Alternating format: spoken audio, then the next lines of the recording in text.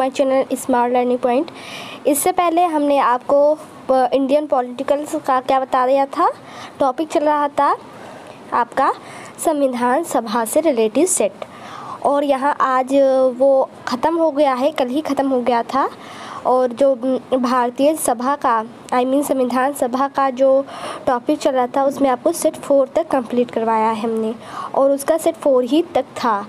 आज का नया टॉपिक इंडियन पॉलिटिकल का यहाँ आपका है भारतीय संविधान की प्रस्तावना से रिलेटिव क्वेश्चन जितने हैं सारे क्वेश्चन आपको प्रोवाइड सेट वाइज कराया जाएगा। तो आपको पता चला कि टॉपिक क्या है आपका भारतीय संविधान की प्रस्तावना से संबंधित प्रश्न, और यह आपका सेट नंबर 1 है। तो अगर आपने टॉपिक आपका संविधान सभा का नहीं देखा है तो जाकर उसे देख ले, उसमें आपको सेट 4 तक मिल जाएगा। और सेट 4 तक जो जितने भी क्वेश्चन बताए हैं वो काफ़ी एग्ज़ाम के पॉइंट भी आपसे बहुत ही इंपॉर्टेंट है। चलिए आज का न्यू टॉपिक स्टार्ट करते हैं। संविधान की प्रस्तावना सेट फर्स्ट। यहाँ कह रहा है कि भारतीय संविधान के किस भाग को उसकी आत्मा की आख्या व्याख्या प्रदान की गई है। तो यहाँ आपका ऑप्शन क्या हो जाएगा, प्रस्तावना is the right option. Next question है कि संविधान निर्माताओं ने किस पर विशेष ध्यान दिया था। तो आपका यहाँ क्या हो जाएगा राइट आंसर, प्रस्तावना पर उन्होंने क्या दिया था, विशेष ध्यान दिया था। फिर नेक्स्ट क्वेश्चन है कि भारत में जनप्रिय संप्रभुता है क्योंकि भारत के संविधान की प्रस्तावना शुरू होती है इन शब्दों से, लोकतंत्रवादी भारत कि लोक गणराज, लोक प्रभुसत्ता कि हम भारत के लोग। जी हाँ, हम भारत के लोग से प्रस्तावना क्या होती है, शुरू होती है, इन शब्दों से शुरू होती है। तो जिस तरीके से मैंने आपको बताया कि संविधान सभा का आपका टॉपिक ख़त्म है, और ये आपका है भारतीय संविधान प्रस्तावना। तो प्रस्तावना पे जितने क्वेश्चन आज तक बन चुके हैं, क्वेश्चन आ चुके हैं एग्जाम के पॉइंट भी से इम्पॉर्टेंट है, सारे क्वेश्चन आपको सेट वाइज प्रोवाइड करते रहेंगे। तो यहाँ देखिए जैसा कि प्रस्तावना टॉपिक है तो प्रस्तावना से रिलेटिव सारा क्वेश्चन यहाँ रहेगा आपका। तो यहाँ फिर नेक्स्ट क्वेश्चन है कि भारत को गणतंत्र क्यों कहा जाता है। ऑप्शन ए है इसकी विधान मंडलों की अधिकतम संख्या जनता द्वारा प्रत्यक्ष चुनी जाती है, कि यह राज्यों का एक संघ है, कि भारतीय नागरिक मूलभूत अधिकारों का उपयोग करती है, कि यह राज्य का प्रमुख निर्धारित अवधि के लिए निर्वाचित होती है। तो ये D option is the right हो जाएगी। इसलिए इसको गणतंत्र कहा जाता है क्योंकि यह राज्य का प्रमुख निर्धारित अवधि के लिए निर्वाचित होती है। नेक्स्ट है भारत है एक क्या है, धर्मनिरपेक्ष राष्ट्र। तो आपका धर्मनिरपेक्ष राष्ट्र इज द राइट ऑप्शन हो जाएगा। नेक्स्ट क्वेश्चन कह रहा है कि धर्मनिरपेक्षता का अर्थ बताइए। तो ऑप्शन यहाँ है ए एंड बी रॉन्ग हो जाएगा, सी इज द राइट है। राज्य सरकार द्वारा किसी धर्म को स्वीकार नहीं करना धर्मनिरपेक्षता का क्या है, अर्थ है। नेक्स्ट क्वेश्चन है कि भारत एक धर्मनिरपेक्ष राज्य है, इसका मतलब है कि भारतीय राज्य धर्म विरोधी जो है नागरिकों का समर्थन करता है, कि बहुसंख्यक समुदाय के धर्म का समर्थन करता है, कि अल्पसंख्यक समुदाय के धर्म का समर्थन करता है, कि किसी निश्चित धर्म का समर्थन नहीं करता। मतलब मैंने जैसे कि बताया कि धर्मनिरपेक्ष राज्य क्या है, जो किसी भी सरकार क्या है, कोई भी सरकार किसी विशेष धर्म को मान्यता मतलब एक नज़रिए से मतलब समान नज़रिए से सारे धर्म को देखती है, ये नहीं कि एक ही धर्म को। तो यही यहाँ है कि धर्मनिरपेक्ष राज्य है, इसका मतलब है कि भारतीय राज्य जो है वो किसी निश्चित धर्म का समर्थन नहीं करता। नेक्स्ट है गणतंत्र होता है केवल एक लोकतांत्रिक राज्य, की अध्यक्षीय पद्धति शासन वाला राज्य, की संसदीय पद्धति शासन वाला राज्य, की राज्य जहाँ पर अध्यक्ष वंशानुगत रूप से ना हो, उसे क्या कहा जाएगा, गणतंत्र कहा जाएगा। अब जैसा कि यहाँ है कि राज्य जहाँ पर अध्यक्ष क्या है, वंशानुगत नहीं है। जैसा कि पहले ज़माने था कि राजा का पुत्र ही राजा बनेगा, तो यह वंशज के द्वारा चलता रहता था, तो वहाँ गणतंत्र नहीं था वो, ठीक है। वो यहाँ गणतंत्र उसे कहा जाएगा जो एक जनता के द्वारा चुने जाते हैं सरकार, उसे गणतंत्र कहा जाएगा। यहाँ वंशानुगत नहीं चलता है कि वो प्रधानमंत्री है तो उनका पुत्र ही प्रधानमंत्री बनेगा, ऐसा नहीं है। तो गणतंत्र होता क्या है, तो क्या होता है, राज्य जहाँ पर अध्यक्ष वंशानुगत रूप से ना चले। नेक्स्ट क्वेश्चन है कि निम्नलिखित में से वे दो शब्द कौन से हैं जिनका समावेशन 42वें संशोधन द्वारा संविधान की उद्देशिका में किया गया था?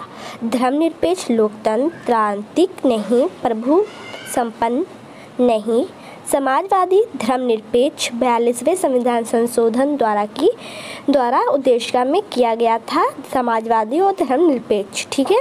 नेक्स्ट क्वेश्चन है भारतीय संविधान की जो प्रस्तावना है भारत को किस रूप से घोषित किया गया है?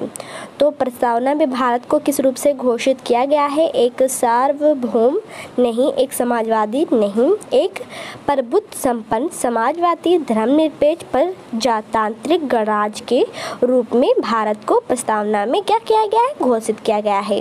नेक्स्ट क्वेश्चन यहाँ देखेंगे, यहाँ कह रहे हैं कि भारत एक गणतंत्र है। इसका अर्थ है सभी मामलों में अंतिम अधिकार जनता के पास है। नहीं।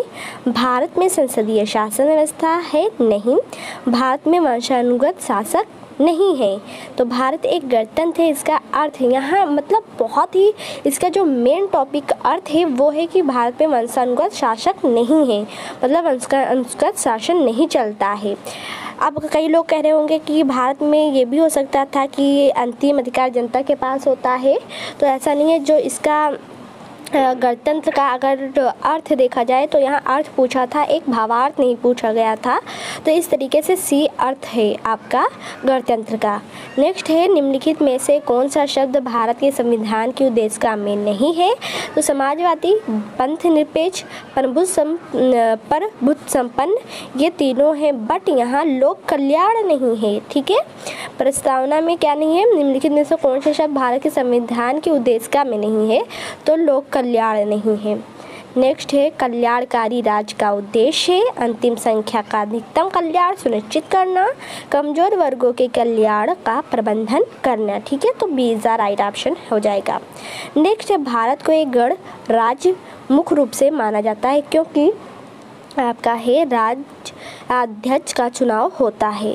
तो गणराज्य मुख्य रूप से माना जाता है क्योंकि राज्याध्यक्ष का चुनाव होता है यहाँ। नेक्स्ट क्वेश्चन है यहाँ भारतीय संविधान की प्रस्तावना के सिलसिले में निम्नलिखित में कौन सा क्रम सही है? गणतंत्र जनवादी नहीं, सार्वभौम संपन्नता नहीं, सार्वभौम संपन्न जनवादी धर्मनिरपेक्ष समाजवादी गणतंत्र बिल्कुल नहीं।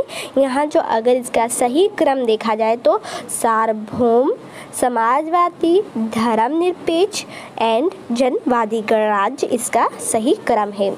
नेक्स्ट क्वेश्चन है आपका संविधान की प्रस्तावना में प्रयुक्त शब्द सेकुलर का अर्थ क्या है? कई जगह आप लोगों ने सुना होगा सेकुलर, तो सेकुलर का यूज़ इसमें प्रस्तावना में किया गया है और पूछ रहा है कि सेकुलर शब्द का अर्थ बताएं। तो सभी नागरिकों को धर्म एवं उपासना की क्या है? स्वतंत्रता है। तो सेकुलर का अर्थ आपका ए इज द राइट ऑप्शन हो जाएगा।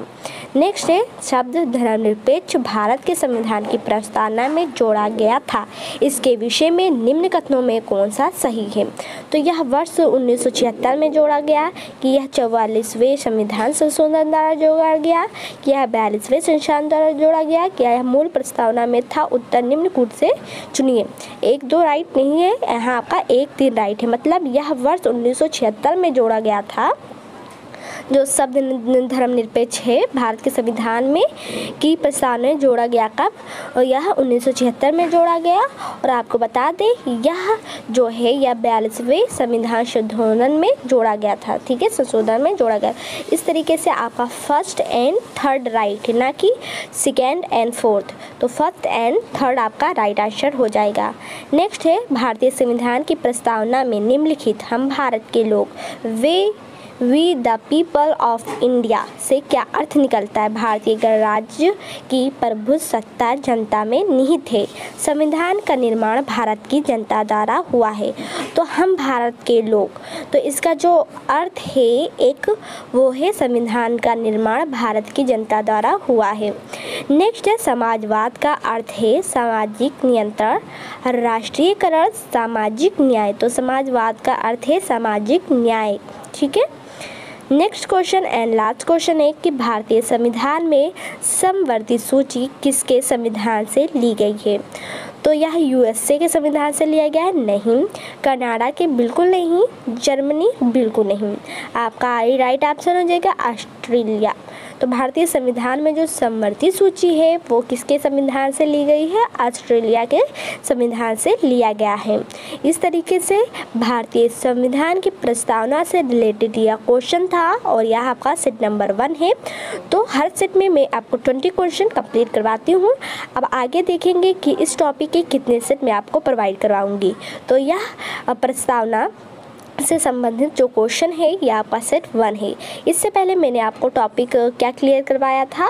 इससे पहले मैंने भारतीय संविधान सभा से रिलेटेड क्वेश्चन कंप्लीट करवाया था। तो उसमें 4 सेट थे जो कि मैंने कंप्लीट करवा दिया था। उसे अगर आपने नहीं देखा तो जाकर देख सकते हैं। तब तक के लिए दे मुझे इजाज़त। और अगर वीडियो पसंद आया हो तो वीडियो को शेयर करें, लाइक करें एंड चैनल को सब्सक्राइब करें, जिससे आप सभी को सारे न्यू वीडियो के नोटिफिकेशन सबसे पहले मिलते रहें। तब तक के लिए इतना ही। मुझे इजाज़त। Thank for watching this.